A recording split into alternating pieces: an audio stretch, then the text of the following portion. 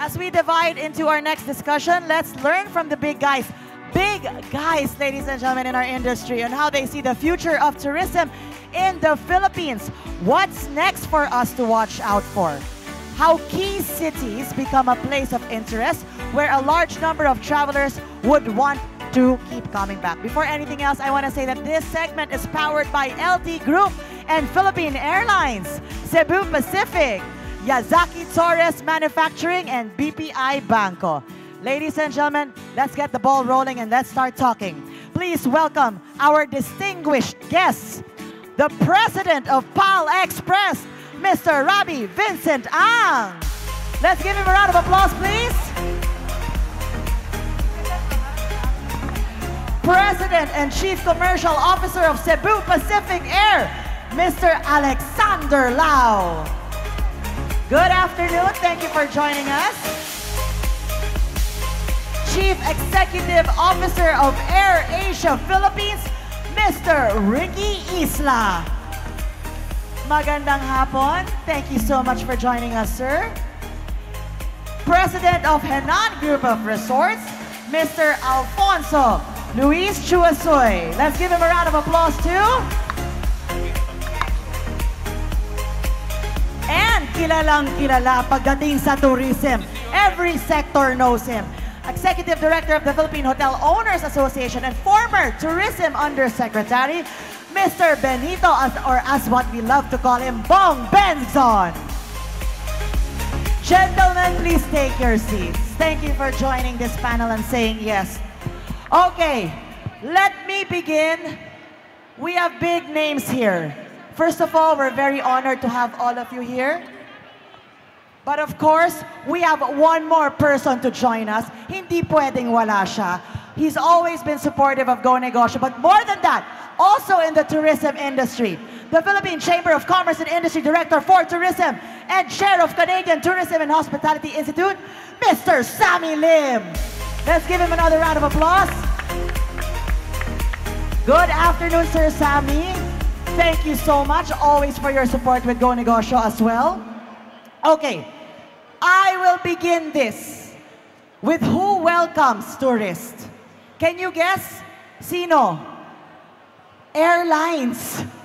Even before they meet our immigration officer, whether that immigration officer smiles or doesn't, it's the airlines that come first. And just to play fair and just to let you know, I rode PAL last week, I rode Cebu Air, coming in here, and I'm riding Air Asia going back later to Manila. So all is fair, okay? So let's begin.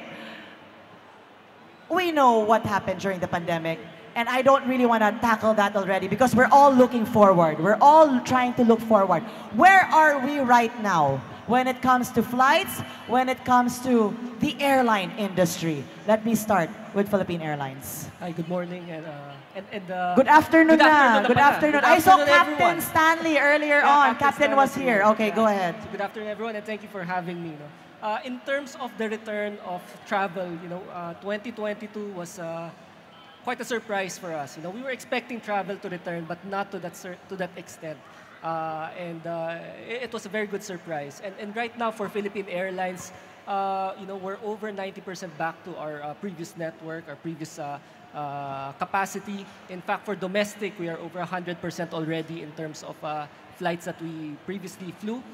In terms of the demand, and about closer to 90% for international. So definitely travel is back, and it's a good thing for the Philippines. Obviously, it can still be better. There are still markets that we used to rely on that have not fully opened due to various reasons. But we're very optimistic, cautiously optimistic, but very optimistic that the growth will continue through the next couple of years. When you say travel is back like before pre-pandemic, travel is back and better, or travel is back with a revenge? Which one? Well, travel, at least for domestic, I manage PAL Express. Now, for domestic, definitely travel is back. Domestic travelers have been traveling, have been going on revenge travel, definitely. So we've seen that in terms of all the demand that we're seeing for, of course, Cebu, Boracay, Siargao, Bohol, and even Coron. So there's a lot of interest in travel. And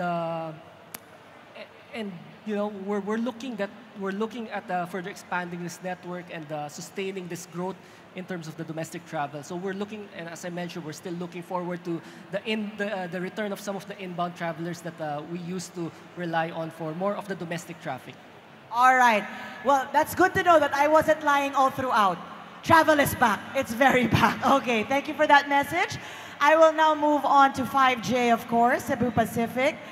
Okay, on the way here to Cebu, I read your magazine, of course. Okay, and I'm so happy they're back. You know how the magazines disappeared sa airplanes? Thank you for bringing them back. Physically, we could touch something and we could read something. And I saw that apparently Cebu Pacific exceeded certain numbers. Correct me if I'm wrong. Is it CebGo Hub or certain, like 120% of it that went over and beyond? But just anyways, tell us what's the good news. Not the bad news, the good news when it comes to travel.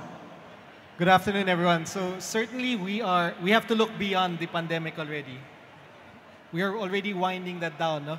Cebu Pacific has restored back 100% of its pre-COVID capacity as early as March. In fact, last year we had already restored more than 100% of domestic capacity. No? Here in Cebu, we're roughly 129% of pre-COVID capacity, 23 domestic routes, and 5 international routes. And I think it's important to highlight what Rabi was saying earlier. No? I think it's important for us to ensure accessibility, connectivity, especially in key provinces and destinations, whether that's Cebu, that's Siargao, that's Camiguin, that's Panglao. No? I think it's important for a lot of our inbound tourists, international, or even our domestic tourists to see what a beautiful place the Philippines is. No? So we are back with a vengeance. No? I think all of the airlines here are quite happy with all of the flights that are coming back. It's been a pretty tough 2 to 3 years, but it's Do you have additional flights? We do have additional flights. We are, in fact, launching Cebu Taiwan. We've also started Cebu That's Incheon. my thing. Have Taiwanese here. So glad to hear that. Go Fantastic. ahead. No, I mean, Cebu Tokyo, we've done a lot more international resumption. So we restarted Melbourne as early as March of this year. So I think it's important for the airlines in the Philippines as a whole to make sure that there's accessibility, because it really does create jobs. No? So every airline job, for example, I think creates 23 other jobs. No? In the tourism sector, in the hotel sector. No? It's quite an important economic driver for the Philippines. Thank you for sharing that. Wow, did you say for every one person, 23 jobs are created? For every one airline job, so if you hire a pilot or a cabin crew or a sales agent from an airline, it creates 23 additional Plus the jobs. travel agents, plus Yes. everyone else, the tourist guides. Wow. So thank you, airlines. Thank you for the added 23 jobs. I hope you heard that number. That's very interesting. Okay, I want to just ask one more thing. No? Pre-pandemic, all of the budget airlines started coming in. It's really going strong. Everyone going for travel. There were talks. Oh no, is this the future of travel? Baka mamaya, matanggalan na ng banyo. Diba? Upuan na lahat. Or, baka pati banyo pay. Diba? You know, but kidding aside, then came in bleisure. The mix of business and leisure travel. People were not just traveling for work, they extend so that they can play. And vice versa, they would play, but they would find certain, you know, meetings, works to do. So, we had budget travel, we had bleisure. What kind of travel are we now? Based on Cebu Pacific. No, I think it's fun travel because we want everyone to fly. Ah, good answer. Fun travel. Fun travel. Whether fun for work, fun for entrepreneurs, fun for family, fun for the lovers, fun for the heartbroken. Fun travel. I like that answer. Thank you.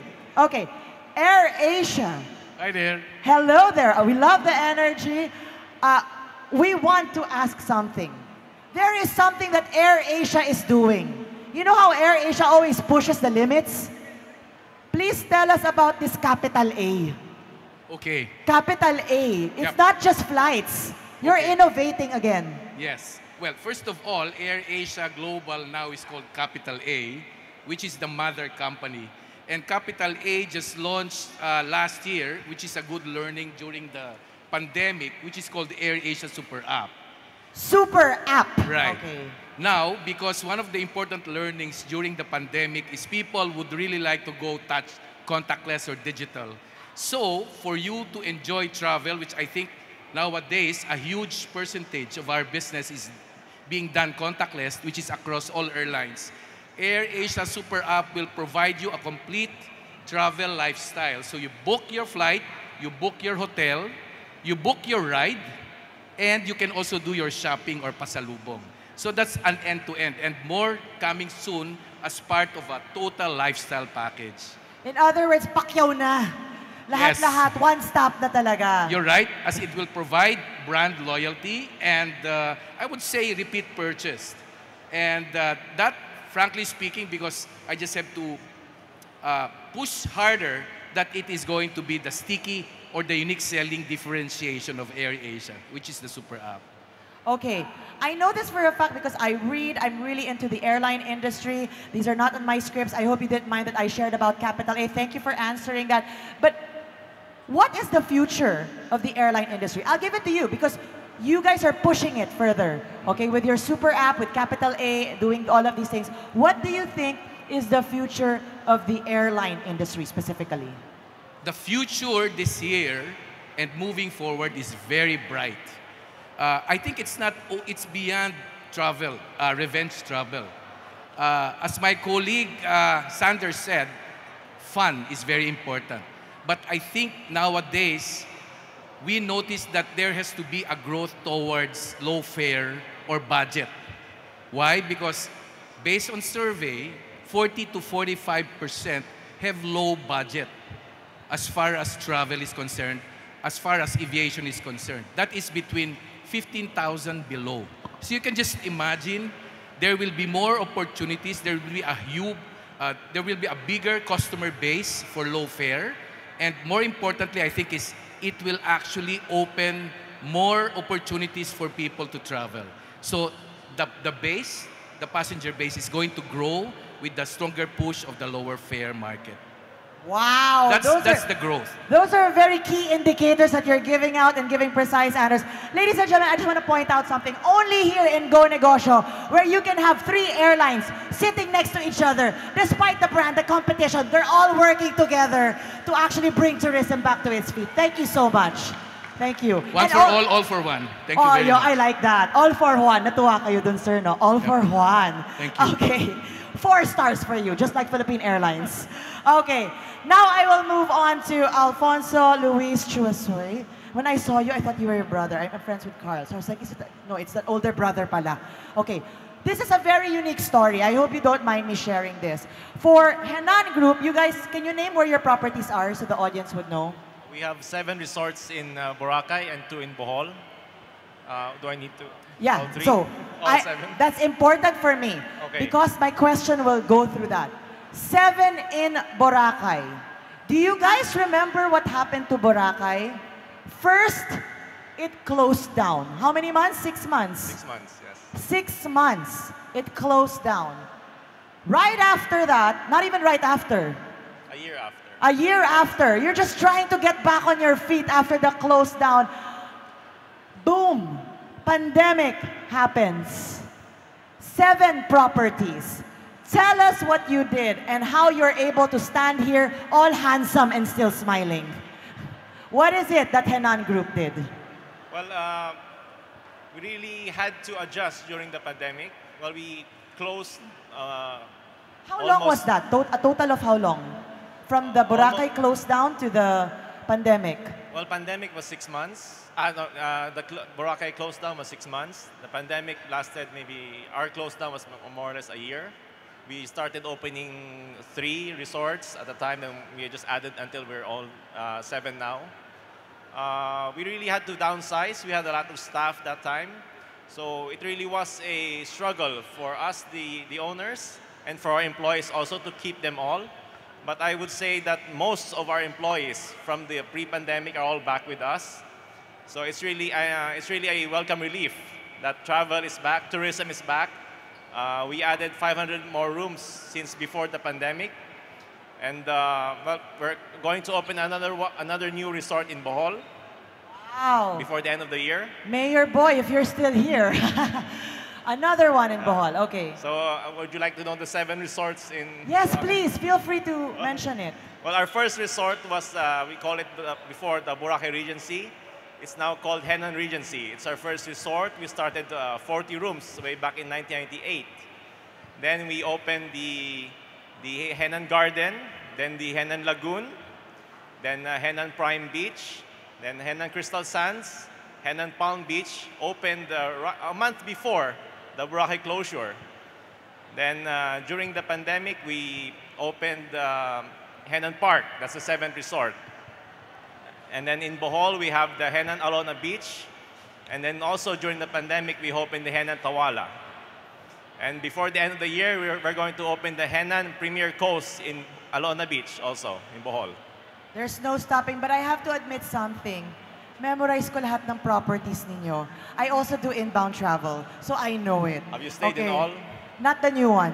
Okay. Before the, You're very actually, welcome. before the lockdown happened, right before, I believe Sir Joey, Miss Marissa was there. We were in Boracay, Henan, diba? Doing a little celebration. And when we landed Manila, everything shut down. Okay, the reason I'm mentioning this is because I want you to share to them what's the secret of Henan. Because when travelers come in, foreigners po, okay, whether Chinese, Taiwanese, name it, you know, Thai people, Southeast Asians especially, when they come in, Boracay, Bohol, first choice goes to Henan.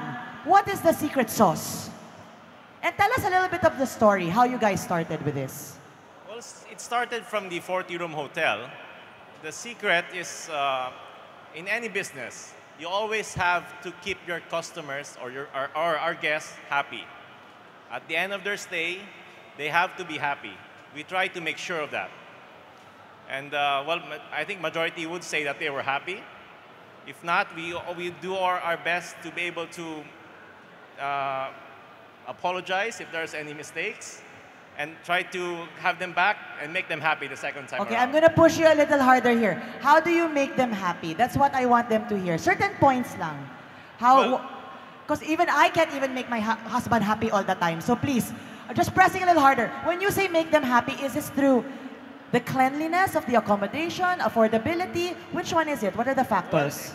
Well, it's everything put together, but the most important is that they get value for money. There we go. Whatever Okay. you charge them, you have to make sure you give it the equal value or more, you give it back to them. So if they have value for money, because the tourists, they spend their hard-earned money for leisure.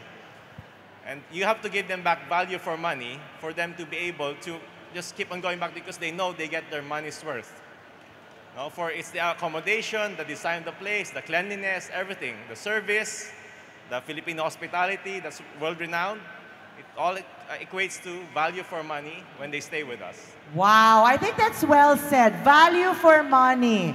Diba? What they pay, they feel like they've gotten it back or even more. Well said. Okay, this next gentleman that I will introduce to you all should not even be, no need for introduction because all of us in the industry really know him. Okay? Not only was he the USEC, talagang champion siya. I remembered when you guys had a maiden flight for New York. Andun siya. Championing it. Doon ko siya nakilala eh. Talagang pushing for it. And then when he posted on Facebook na retire na raw siya, aalis na raw siya bilang USEC, no one believed. His heart really belonged to the industry, the tourism industry. His love for Philippines is really there. And true enough, ladies and gentlemen, he's still in the industry, tourism industry. Of course, I still call him USEC, Bong Benson forever. Good afternoon, sir. Good afternoon, Chal. Thank you for your kind words and thank Of you for the course, invitation. we know all the hard work you put in for the country and for tourism. Please tell us your honest observation. Total labas na rin kayo ng gobyerno. Okay? Meron ba dito? Honest observation. From the many years that you've experienced, what is it that we truly need? Because I'm so tired of being jealous of our neighboring countries. All the big numbers, 20 million incoming. You know, even Taiwan, even if they're a smaller country, the numbers of inbound travelers. What is it, sir? Don't worry. Wala na si Sir Joey dito. Joke lang, he's still there, he's still there. But yes, please share to us your observations. Coming from you, it would mean a lot. I think it's important for us to focus on the fundamentals. Still on the fundamentals, the strategic infrastructure, making sure the movement is seamless, making sure that the entire customer journey is hassle-free. No? Sorry for giving a very vague answer because I'm sure there are still government officials here. But I think if I were to maybe just look at it prospectively, let me say that right now we're in a much better place. I think one thing going for the Philippines is this. The airlines play a very key role, and I have to mention this because as an archipelago, and I've mentioned this a million times, 99% of our tourists arrive by air, and we're very happy with the support of the airlines. We have very aggressive players in the entire value chain, accommodations, restaurants, tour operators, and travel agents such as yourself. And I think even the support of the government now for tourism as a whole is at a level that I think that brings us closer to competing, more aggressively with our neighbors. Okay, I love the answer. Safe but straight to the point. There Kahit you go. papaano. Marunong talaga si Yusek. Okay, now you also represent, or you're very much affiliated, of course, with hoteliers right now, all of these places. Totoo ba? Kulang ba talaga tayo ng accommodation? Because sometimes I hear that. Oh, you do not have enough to support a big MICE, or do we? But we're just not developing it, to a certain standard. What is your opinion? Okay, now I can talk specifics. Yes, We did an inventory of the rooms in Boracay, in Cebu, in Bohol, and then we benchmarked them against Bali and the other resort destinations. The inventory is still very low. Okay, but it should not really be a cause for concern because I've always mentioned that you do not always compete on the basis of pricing. Actually what we should be doing, and I heard the word value for money earlier, maybe this is the angle that we should be looking at. But just the same, we need to bump up the number of rooms in the key gateways, Manila, Cebu, and Davao, as well as the emerging destinations. And I'm glad that they had the mayors of Panglao, Siargao, with us earlier. I think what's important also is that we take note of the changing consumer preferences and behavior. And I'm sure everybody in this panel is well aware of that. So where's the market going? What will they be looking for? People will be looking for a different kind of experience moving forward. People will be looking for organic and healthy options. And I'm glad that Sonia's Garden was one of the awardees earlier because that's the kind of product that people will be looking for. People will be looking for a low density but high value, culturally based, unique kind of an experience. And Cebu, Bohol, and the other destinations are well positioned to get a bigger share of that market. Technology will also be very important. We're following the footsteps of the airlines. Many of our hotels now have self-in, check-in kiosks. So you can do away with, the front desk, transaction and just go straight to the kiosk and you get your key, go straight to the room. So digitalization will also play a very important role for us in the hotel sector. Thank you for that, laying it out to us, piece by piece, making it very clear. We'll go back again to you, Yusek. This time around, I'm going to move on to another gentleman who's very known in the industry of entrepreneurship, or the world of entrepreneurship, rather. But here he is also with tourism. Of course, Sir Sammy Lim, welcome. I want to ask you, from what you are seeing, because I know you're seeing the landscape outside of the Philippines when it comes to tourism as well, I'll make this a very positive question. What are we doing right? Not wrong. What are we doing right? Maybe that's something that's worth knowing so we can continue to keep doing it based on what you see from other countries, other entrepreneurs that you've dealt with. Well, I am glad that Go Negosyo is reaching out countrywide, and I will answer a previous question you asked Yusek Bong.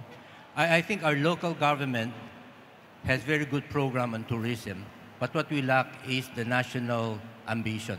I think we should stop saying we will reach 5 million or 6 million. Let's target 10 million and work backward and see what has to be done in all of these aspects. And this is what PCCI has been doing. We're working in the background. Tourism cannot grow unless there is an attraction. How is our attraction better than our competitors in Asia and all over the world? How is the connectivity, the airlines? Are they affordable? Are they convenient? So forth and so on. So PCCI basically work with our 100 chapters all over the country. We work with the local Chamber of Commerce and we work with the local government, and together they create a tourism program to make them the next destination. And that's what I like Secretary's program right now. That's one of her program, and she's offering, I think, 60 million, I think, in prizes for the best tourism program in the locality. So we are now in sync with the government to create more destinations.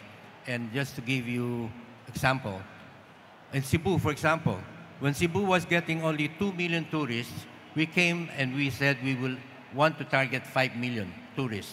And we were able to do it in 5 years. But with that formula, we went to Boracay. Boracay had only 200,000 tourists. We worked with the local government, with the Chamber of Commerce, and all the stakeholders, and we brought tourism from 200,000 to 2 million in 3 years. Then it becomes better and better when you work with Bohol, Panglao, or Puerto Princesa first. They used to have only 3 flights a day. By the time we finished with them, they had 34 flights a day, and the airport was becoming too small.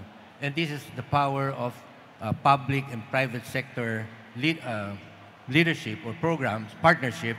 But there's a difference. When the PCCI works with the government, the private sector is the chairman and not the government. Because the government, he will change, whether it's the mayor, governor, the next governor, or next mayor, usually doesn't like to continue the program of the previous administration, so it doesn't continue. So we are very clear, when we work with the locality, it is always the private sector-led partnership. Thank you. Wow, so clear. Thank you so much for that. You know, this private and government, you know, working hand in hand. Sino dito mahilig sa K-pop? Oh. K-drama. So you know all of these things, K-Wave has been thought of decades ago, planned, government and the private sector, so that lahat ng ipapakita sa inyo na K-drama, may palaging pagkain. Di ba? Lagi kayo nagugutom pag may nakikita kayo. And then may fashion, may K-fashion. This has all been planned. And then you have the spots. That's why we have all of these K-drama tours right now being sold. This has been planned 10 years ago, not just as K-pop, K-drama, just Korean food, K-fashion, no, as a K-wave. And that's why it's so important what you're saying, Mr. Lim, the partnership, and who leads it also, of course. But great, great, great insight on that. Truly appreciate that. And for the Philippine brand, what do you think should we be putting out there more so that we could be recognized, Sir Sammy? I think it's the complete supply chain. Every business has a supply chain, and it will not work. And the chain, we'll say, is as weak as the weakest of the chain. So we start with the attraction. The main reason for coming to a country is the attraction. Then we have activities. After he has done the 1 or 2 days attraction, whether it's a beach or it's golfing, what else can they do? So these are the activities. And after that, we make sure that when they arrive, they have good accommodations. So I've been working with the hotel people to see how we can upgrade or how we can improve the number. In Cebu, for example, when we started here, I think there were less than, 2/3 of the hotels here were not around. But right now, the hotels are booming and all of that. So after that is available, the product, then we talk to the airline and say, here, we have a place for you. So it's chicken or egg. The airlines will not come if there is no attractions, no activities, and no hotel. So that basically is the chain. So when we work, we also work with the airlines very closely. I've worked with All Asia. I've worked with both the PAL and the Cebu Pacific, Mr. Go Kong Wei and Mr. Tan, a long, long time ago. And we are working closely. Thank you. So as with everything, and as mentioned earlier, it really has to come all together. You know, well, after all, together is always better, as what I'd always say. Okay, this one is all about, as the title here says, the future of tourism. So to everyone right here, that's what we're going to talk about for the few minutes that's left, okay? I'll start with the airlines once again. I love the airline industry. I've had my student pilot license. I really love to study it. I sell tickets. So everything to do with flying, I love. And from my research, the future of travel, medyo wild na po ito the future of travel is, you know, carbon-less flying. Airplanes are being built to give a less carbon footprint. There's even a space airport in Houston. Hindi siya hindi siya pang outer space, kahit nasa Houston siya. Being made so that there could be faster space travel, not outer space, but maybe, let's say, Singapore to New York in just 2-3 hours. I don't know what's happening to that, okay? But I'm preempting the question because I want to ask you guys individually, what is the future of travel for your brand, for your company, for PAL? Let's begin with you. You guys have 4 stars. Mabuhay. You've been our flag carrier. We want to know, what is the future of Philippine Airlines? Where are you guys heading? Where are you steering us to? Okay, so on 2 fronts. Maybe first I'll tackle more on the passenger side, because now the future of travel, we feel, is really more about the overall experience. It's not just the components, no? It's the whole experience of traveling. There needs to be a reason for people to visit the Philippines. So it doesn't stop from the airline experience, as mentioned by some of our other speakers. It goes to the rest of the value chain. You have to have the infrastructure and all that. So one of the things that we're really working on is digitization. And like just right before the pandemic, one of the things that PAL did was really invest in a startup, since Go Negosyo. So we're talking about entrepreneurship. So we invested in a startup called, Guide to the Philippines, where we sort of consolidated all of the travel products and also created content. Collaboration in terms of promoting the Philippines is very important. We need to tell the same stories, as you mentioned earlier. And that's one of the things that we're really doing. And I'm happy to say that over the past few months, we've hit over 1 million views on this website. So people are researching about the Philippines. And second, in terms of the sustainability, okay? So definitely, in terms of the low-hanging fruit, I mean, airlines, the aviation industry in general, has constantly been improving technology in terms of the engine design to make it more efficient. So that's one of the things that we're constantly looking at, making sure that we're investing in the right equipment for the right markets, and making sure that we're reducing our carbon footprint. Because as you know, airline industry is really one of the biggest culprit in terms of carbon emissions. Another direction that we're taking is looking internally at our sustainability direction, making sure that we're reducing plastic usage, and all of these little things that would add up to improving our sustainability goals. Now, we can also talk about sustainable aviation fuel, but that's still, there's still quite a bit of a... But there's a discussion already. Yes, definitely. There's it's happening. There's talks already. Yes. Okay. And then maybe, later some of our other colleagues will be sharing, what they've done. But that's a discussion that's ongoing worldwide. There's still not enough supply, obviously, for this SAF. Okay. And it's something that I think the government and obviously the airlines can collaborate on. Okay. Of course, any flag carrier of any country is needed, even by the budget airlines, because you lay the groundwork so that all the travelers really come in and the interest is there. And then that's why there's a demand for all of these budget airlines to come. No pressure, okay? What is your prediction for Philippine Airlines 5-10 years from now? I gave the same questions to our other industry friends. For Philippine Airlines, are we going to see 5 stars? Are we going to get the glory back? Because of course, pag sinabing Philippine Airlines, lalo na nung 1970s, with our president there right now, I'm sure he remembers those times. And we have 4-star already, which is an amazing thing 5 to 10 years from now for Philippine Airlines. We're definitely going to grow. I think the main thing that we have to look at is that we need to grow the pie. You know, there's space for legacy carrier, for low-cost carriers. There's space for everyone. And the one thing that people have to realize is the Philippines is in a very unique geographical position to take advantage of becoming a hub for travel, you know, within Asia and also connecting ourselves to the US, particularly the West Coast. So, and also Australia. So there's a lot of potential to grow tourism in the Philippines, and not just in Manila, but also in Cebu, but in all the other destinations. So we're banking on that. But there needs to be greater collaboration, as mentioned by Dr.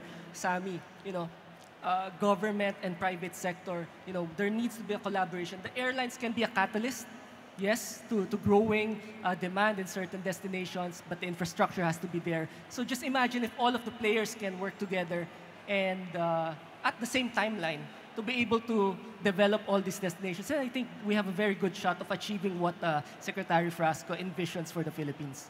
Ladies and gentlemen, our flag carrier really showing us what the true Filipino spirit is. You're saying together is always better. Yes, Inclusivity. Definitely. Great answer. Okay, this time I'm going to move to Cebu Pacific.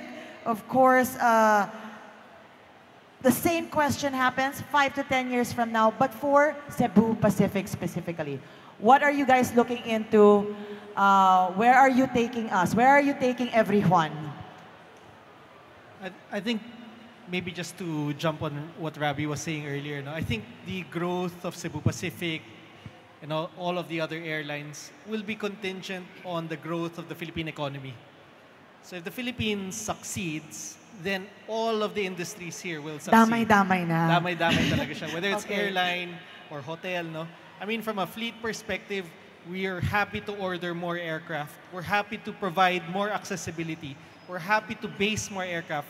Binanggit nga po ni Secretary Frasco earlier, the Department of Tourism, Transportation, we're negotiating with the airlines. Could you restart flights to destinations that you used to operate to but no longer did so because of the pandemic? On the part of Cebu Pacific, we re-established our Clark hub.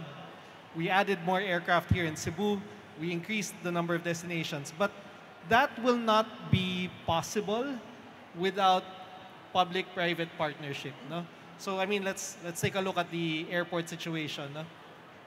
There's a lot of talk on the development of Manila, whether that's Manila International Airport, whether that's the Bulacan Airport, whether that's the Sangli Airport. As far as, I guess, the airlines are concerned, we don't necessarily care who builds them as long as the capacity is available. So if you take a look at London, London has 7 airports servicing that city, right? Tokyo, for example, has 3 airports servicing. You have Haneda, which is the city airport, Narita, as well as Ibaraki Airport servicing Tokyo. So it is possible to have all of these airports servicing a particular city. In fact, if you take a look at it, Cebu is probably the best model. No? Cebu was one of the first airports that was privatized. And now you can see private sector, no? Obviously with the cooperation of the public public service, no? All of a sudden you can see a lot more private sector attractions. It's these airports, their business is to get the airlines, no? Kami yung customers actually ng airport, hindi yung passengers. The passengers are our customers, the airport's customers are the airlines. So if you can see Cebu, whether it's Aboitiz Infracapital or GMR, no, you can see them attracting a lot of the airlines. Please come fly to the Philippines. Look at all of our attractions. Look at the capacity we have. No? So that's super important because none of the airlines, I guess, or even hotels, or even tourism workers can survive if the capacity is limited. So there must be growth in overall flying capacity. So that's maybe the first part. No? The second part really is on sustainability. I think Rabi touched on it earlier. No? All of the airlines are looking towards zero carbon emissions. No? But there's no way you can fly from the Philippines to the United States without using fossil fuel. Medyo imposible, no? Nakakatakot naman yata yun. Oo, kung mangyari yun. Gliding tayo all the way, yes, no? Yes. But so Cebu Pacific, for example, is invested in Airbus Neos. No? So they're more efficient, they're environmentally friendlier. We will have an all-Neo fleet by 2028. No? But Wow, 2028, did I hear that right? All NEO fleet. that's right. Whether it's a wide body O, fleet, narinig nyo yan ngayon, ha? Whether Ang NEO po is new engine option, kaya NEO, ayan. that's right. So whether it's wide body or narrow body, our intent is to make that all NEOs, no? Now, Rabi touched on it earlier. Sustainable aviation fuel. Do you know that it's 4 times more expensive than jet fuel? Right? So you as a passenger, you're saying, I'm concerned for the environment. I'm concerned about this, no? But would you be willing to pay 4 times more to buy that ticket? So this is just real talk. Real talk, of course. Absolutely. We have to understand all aspects so that we can deliver the best for everyone. So if the government, for example, along with the private sector, makes sustainable aviation fuel available and affordable, then certainly the airlines will use it. Very great points. Thank you so much. And all I really wanted to hear was, please, more bring me games inside your airplanes for the future. All the time. Thank you so much. Of course, Cebu Pacific with, giving us that very clear picture and giving us the real talk. Okay, now we move on to Ricky. The future, 5 to 10 years. You're doing it already. You're trying to make this whole ecosystem of travel within this app. Where do you see AirAsia specifically? Thank you. This is for the whole AirAsia group, not only Philippines, but it also includes other airline operators of AirAsia like Thailand, Indonesia, Malaysia, and others. I think the first and the most important really is green sustainability, which is clearly mentioned by my colleagues here. I will not discuss further. Emission is very important. Therefore, you need the NEO aircraft, which in the Philippines we hope to get soon, not this year, but moving forward we need that. And sustainability also in terms of promoting tourism and travel, that is with our local partners like provinces and tourist destinations, tourism with regards to sustainability on ecotourism and others, which is very important as we will be providing the micro, small, medium, and other entrepreneurs the growth factor. That is also part of sustainability, and we would like to promote that. The second aspect is on digital. As mentioned earlier, that is the AirAsia Super App, but it has to go beyond that. And if you're going to look at the different market segments, for example, OFs, right? They have problems on not only ticketing, hotels, transport, and pasalubong, but they also look at the basic problem of, let's say, passport and visas. And that is also another important that will make an end-to-end solution for all customer experience. Why don't we make it digital? And I think we will be needing the support of our Department of Foreign Affairs, Department of Tourism, Department of Labor and Employment, and work together in the next 5 years to provide that end-to-end solution via digital. And finally, number 3, of course, is trying to upskill people's background, people's skills. And as you go into the NEO aircraft, as you go to the sustainability exercise, I think people is very important. We have to continuously train, and I think that's one of the most important investment that we're doing right now for AirAsia, not only for pilots and engineers, but to upskill also all other aspects of aviation, because to us, safety and airworthiness is very important. And you have to really upskill your people, and we have to do it fast. Thank you. Thank you so much, Ricky. I'm just so happy to say that, 2-3 years ago when you passed through, even here in Cebu, I traveled here during the pandemic, but even in Manila, you see all those airplanes parked everywhere, just not moving.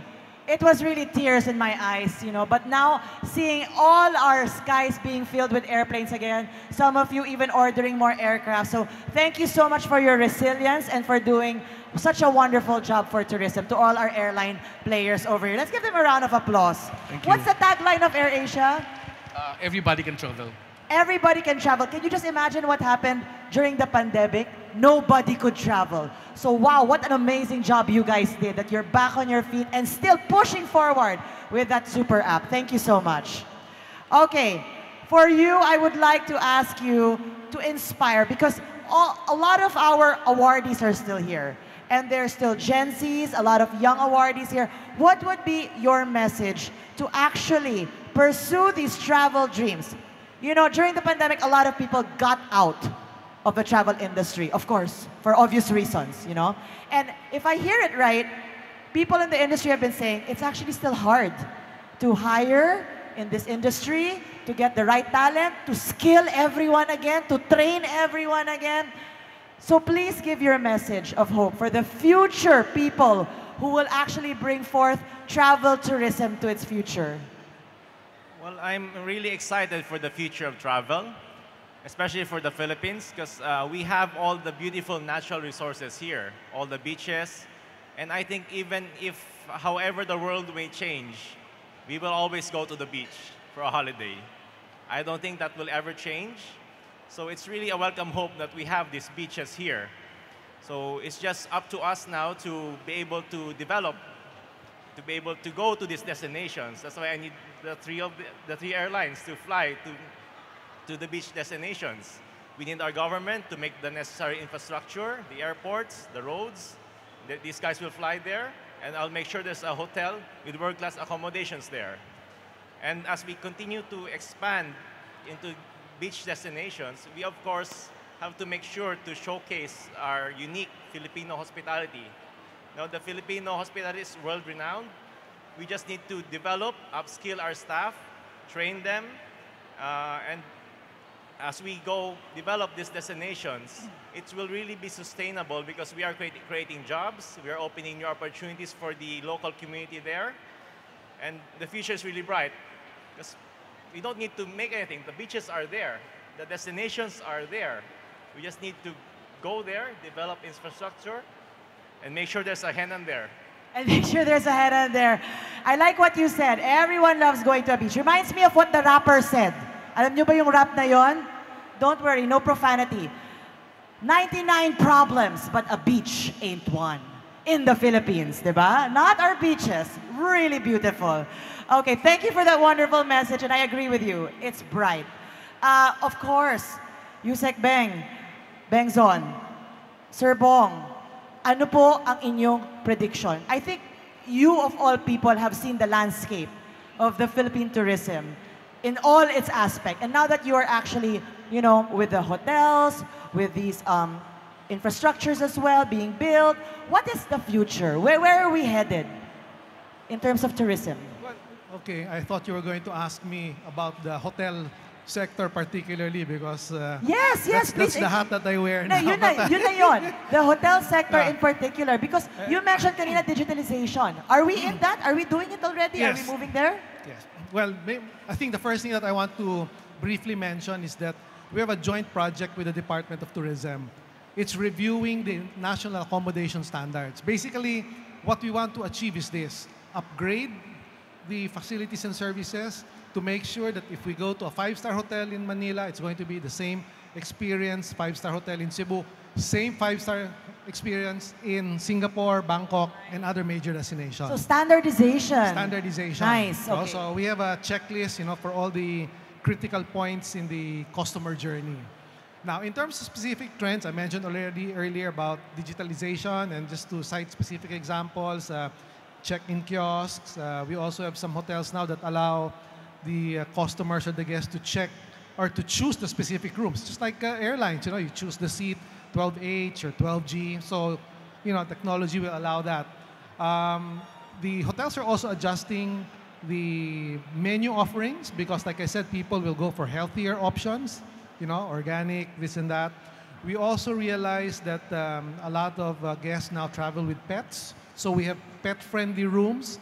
We have pet menus, so on and so forth. So these are just some of the adjustments that we're making. You mentioned bleisure earlier, so many of our hotels have workation setups in the guest room. So these are just little things that we're doing to adjust to the changing consumer behavior and preferences as we move forward. It's so important that you said that because standardization, when you sell a product, when you go into another country, 5-star, 4-star, 3-star can mean a lot of different things. Was it a rating of some person online, of a vlogger, of a platform, or are these actual stars given because you have a pool, because you reach certain quality? So thank you for leading this and thank you for doing it, Sir Bong. Let's give him a round of applause. Looking forward to that. Sa Boracay, di ba, AAA, iba-iba yung tawag, AAA, AA, 4-star, 5-star. Interesting. So great job. Okay, and last but not the least, they say save the best for last. Again, no pressure, sir. Like with Philippine Airlines earlier on, he led the way, no pressure also. Same goes to you. The future of Philippine travel. Based on what you know as an entrepreneur as well, pioneering for entrepreneurs. Well, one thing is very clear. If we don't know what our objective is, we'll never get there. So I think the private sector and the government sector must set an objective of reaching 10 million tourists in 5 years. And then we work backward. Everybody, we can give a round of applause to that. 10 million I think it's doable with all our thousands of islands. Thank you for being bold. We should even be going beyond that. But 10 million, I think, is a good target. But I think we talked about the weakest chain right now. I think the weakest chain now is our airport. The airport is packed. There's no place to sit down and literally no place to stand, right? And people are a bit worried about that. So I'm very glad the President has allowed foreign investment in the airport. I think that's one of the things you should go out, and get investment. Again, one of the things why Cebu progress is they're very clear. They wanted to go from 2 million to 5 million within 5 years, and they worked backward. And one of the first things they did at that time, when there were no airlines flying in there, they went to Hong Kong to get Cathay Pacific to fly here. They went to Singapore to bring people here. This is the private sector. So the private sector really has to do that. We have to open up. Okay? Tourism is a global business, so we have to be global in our thinking. Thank you. Well said. Round of applause, please, ladies and gentlemen. The future of tourism. These gentlemen leading the way. Let's give them a round of applause, please. May we invite you for a photo opportunity so that 5 to 10 years from now, we can come back and talk about plans, not just problems. Thank you so much for that wonderful insight. Wow, Mr. Sammy Lim, you gave us a proof of concept also. Thank you so much. I hope you listened well and you learned a lot. These men really gave us the real talk. They gave us the numbers, they gave us proof of concept, and they inspired us as well. Maraming salamat po. And for all the work that you do, thank you. Thank you.